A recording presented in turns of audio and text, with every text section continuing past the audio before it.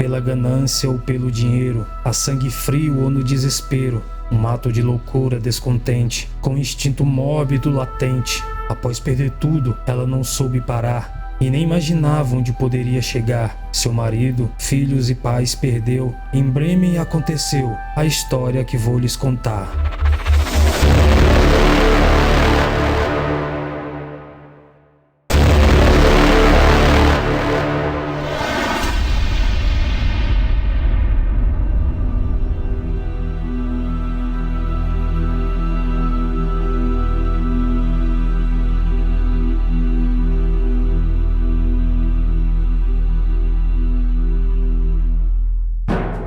Gesine Gottfried, o demônio de Bremen.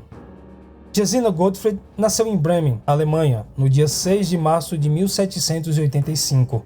De família humilde, seu pai era alfaiate e a sua mãe costureira. Ela viveu uma vida modesta em meio a uma família que tinha a religião como o valor maior e mais importante.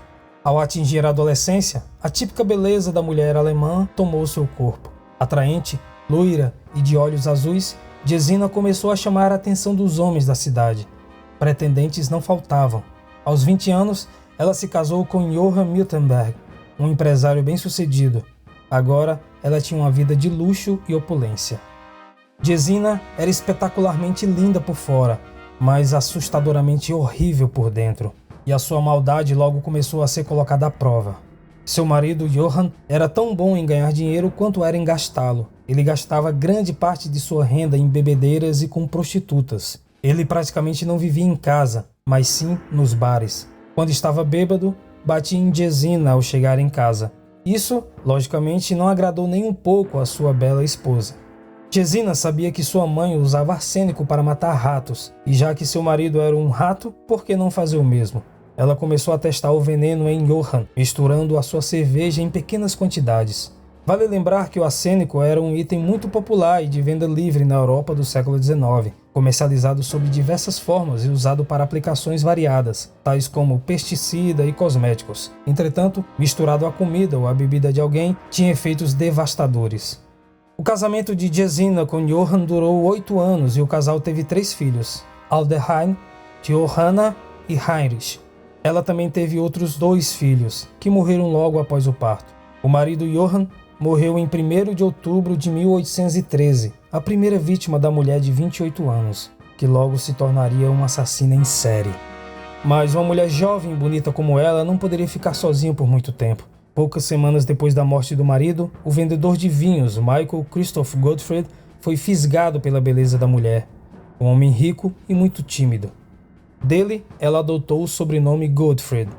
Mas o novo namorado da loira não gostou da ideia de, junto a ela, vir toda a sua prole.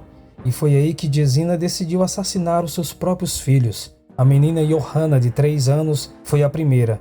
Morreu em 10 de maio de 1815. E 8 dias mais tarde, faleceu sua outra filha, Alderheim, de 6 anos. 4 meses depois, foi a vez de Gesine envenenar seu filho Heinrich, de 5 anos. Nesse meio tempo, ela também assassinou os próprios pais, pois eles eram contra o seu relacionamento com Michael. Como Gesine não era mulher de deixar a desaprovação dos pais ficar no caminho, ela os envenenou. A cidade de Bremen ficou chocada com as mortes e expressou toda a sua solidariedade pela viúva, cujo sofrimento ninguém sequer imaginava entender. A morte por injeção de arsênico é por si só horrenda e dolorosa. O primeiro sinal de envenenamento por arsênico é uma sensação de irritação na garganta. Logo surgem náuseas, cada vez mais insuportáveis. Então começam os vômitos. Estes sintomas continuam por muito tempo, até que a vítima esteja vomitando um líquido fétido e esbranquiçado, manchado de sangue. A boca fica ressecada, a língua inchada, a garganta contraída. A vítima então é acometida de uma sede terrível, mas qualquer coisa que ela beba só faz o vômito piorar. Logo, instala-se uma diarreia incontrolável, quase sempre com sangue e acompanhada de alucinantes dores estomacais. Algumas vítimas experimentam uma violenta queimação que se estende da boca ao ânus. A urina é escassa e de cor avermelhada. Conforme o tempo passa, o rosto da vítima adquire uma tonalidade azul, os olhos perdem o vigor, a pele fica ensopada de suor e exala um odor extremamente fétido. A respiração se torna muito difícil e irregular. As extremidades do corpo esfriam a pulsação fica fraca. Pode haver também convulsões e terríveis câimbras nos músculos das pernas. Dependendo da quantidade de veneno consumido, este tormento pode durar de 5 a 6 horas, ou até vários dias. A morte, quando finalmente chega, é uma misericórdia, visto o tamanho do sofrimento. No início do verão de 1816, o irmão gêmeo alcoólatra de Gesina, Johann Tim, há muito tempo sumido, tirou uma licença do exército e voltou para Bremen. Gesina não gostou nem um pouco de ter um membro da família por perto, pois ele poderia começar a fazer perguntas inconvenientes sobre a morte dos seus pais, ou então reivindicar sua parte na herança. Era melhor dar cabo do irmão, e assim ela o fez, em 1º de junho de 1816, misturando veneno de rato à sua comida. Meses se passaram e Gesina ficou grávida, mas estranhamente ela hesitou em oficializar o seu relacionamento com Michael Gottfried. Enquanto sua barriga crescia, Michael cada vez menos apreciava estar ao lado dela. Assim, Gesina começou a envenená-lo aos poucos, e enquanto ele caía doente, lá estava ela a seu lado, ajudando e cuidando dele com afinco.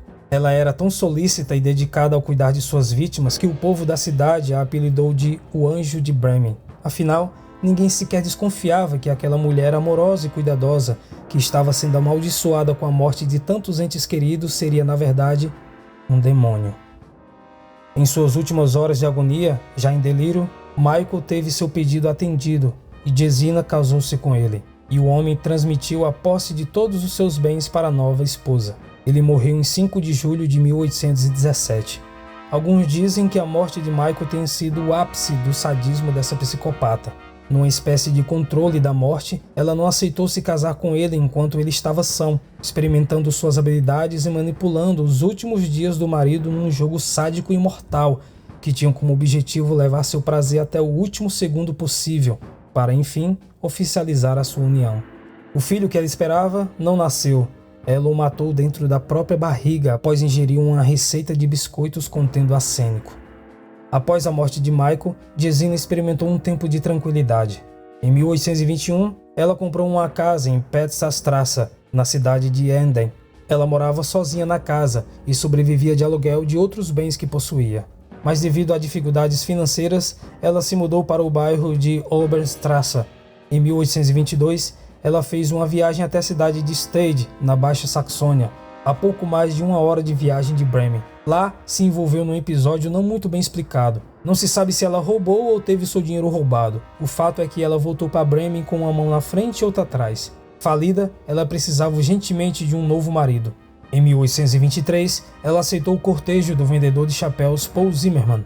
O que o homem não sabia era que a loira colocava arsênico nos biscoitos que ele comia. Em 1º de junho de 1823, Paul Zimmermann faleceu em agonia, deixando uma pequena herança para Gesina. Agora, finalmente, ela tinha uma casa. Após a morte de Zimmermann, ela passou a distribuir suas receitas mortais indiscriminadamente a qualquer um que cruzasse o seu caminho. Felizmente, muitos dos que comeram ou beberam dos pratos e bebidas de Gesina nessa época sobreviveram. Mas 2 anos depois, sua amiga Ana Lucia Meyerholz não teve tanta sorte. Misturando arsênico à manteiga, que por sua vez cobria torradas, Gesina convidou sua amiga Ana Lucia, professora de música, para um lanche em sua casa. A mulher morreu sobre horríveis dores abdominais em 21 de março de 1825. 9 meses depois, foi a vez do amigo e vizinho Johann Moses libertar-se de sua dor. Gesina envenenava há quase 1 ano com bolos e biscoitos recheados de arsênico. Johann comentava que nunca tinha tido uma vizinha tão boazinha. A mulher o enchia de comida, mas ninguém suspeitou que a comida pudesse estar causando os horríveis sintomas que o atingiam. Sua agonia terminou em 5 de dezembro de 1825. Em 1826, aos 41 anos, depois de ter sua casa tomada pelo banco, Gesina conseguiu um emprego de governanta na casa da família Herrhoff, um forjador de rodas. Logo ela ganhou a simpatia da família e o apelido de tia. Os Hanf não teve muito tempo de felicidade com a nova integrante da família. 2 dias após dar à luz, Wilhelmina Hanf, esposa de Herr, faleceu após ser envenenada pela nova governanta. Finalmente, alguns boatos começaram a aparecer em Bremen. As pessoas começaram a achar estranho que todas as pessoas que entraram em contato com Gesina acabavam morrendo. Ela continuou trabalhando na casa e pouco a pouco o Sr. Hanf foi adoecendo. Em 13 de maio de 1827, uma amiga de Gesina, Berta Schmitz, apareceu na casa da família Rumpf juntamente com sua filha Elise. Elise morreu no mesmo dia e a sua mãe, num sofrimento terrível 2 dias depois. Após o duplo assassinato, o Anjo de Bremen viajou para Hanover para pedir dinheiro emprestado a Friedrich Klein, um velho amigo de negócios que sempre lhe emprestava dinheiro. Gesina devia muito dinheiro a ele e decidiu liquidar a dívida dando-lhe um delicioso creme. Ele morreu em 24 de julho de 1827 envenenado. Aos filhos do homem, Gesina disse ter pago todo o dinheiro que lhe devia. Não perdendo tempo, distribuiu vários bolos com arsênico para a rica família de um artesão local.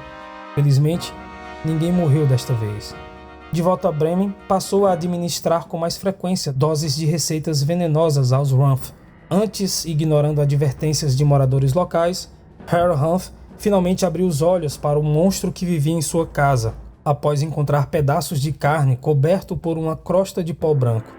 Talvez aquela coisa fosse a causa dos estranhos e constantes vômitos que acometiam a sua família.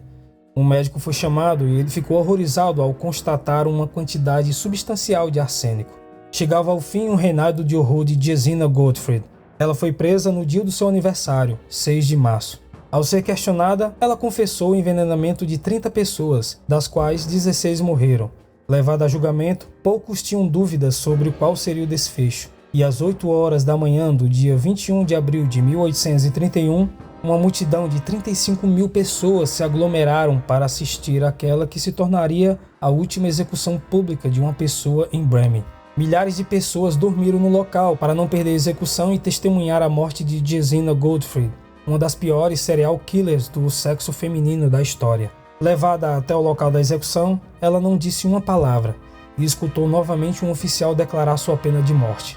Ela apenas soltou um grito de dor quando um carrasco amarrou fortemente suas mãos para trás com uma corda. Movida em silêncio, alguns presentes dizem que ela mexia os lábios, orando.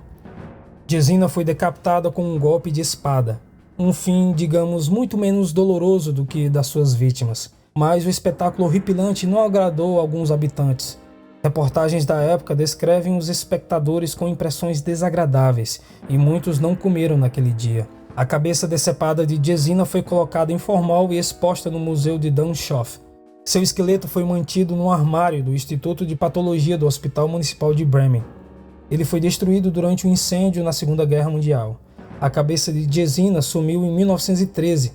Talvez tenha sido destruída ou talvez esteja na casa de algum colecionador de itens mórbidos. Esta serial killer é praticamente desconhecida e fora da Alemanha há pouquíssimas fontes sobre ela. A história da misteriosa Gesina Gottfried tem sido especulada ao longo do tempo. Conhecida em sua terra agora como Gesina, a noiva do demônio, muitos cospem ao passar pelo local onde ela foi decapitada, mesmo isso tendo acontecido há mais de 183 anos.